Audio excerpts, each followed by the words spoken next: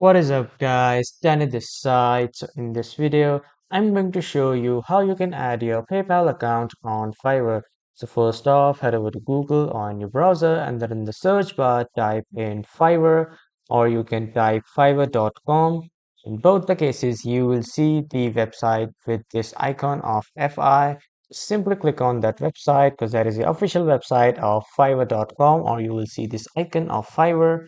Now, after coming to the website of Fiverr, if you are new here, just simply sign in or log in with your email and password.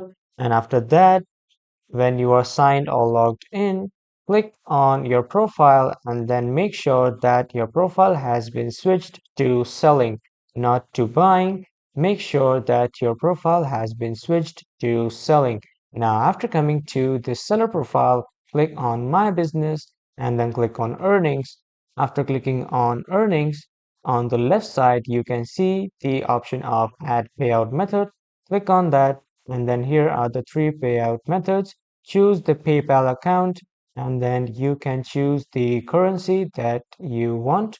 And after that, click on continue. Now it will ask you to enter your phone number, which is registered or connected with your PayPal account.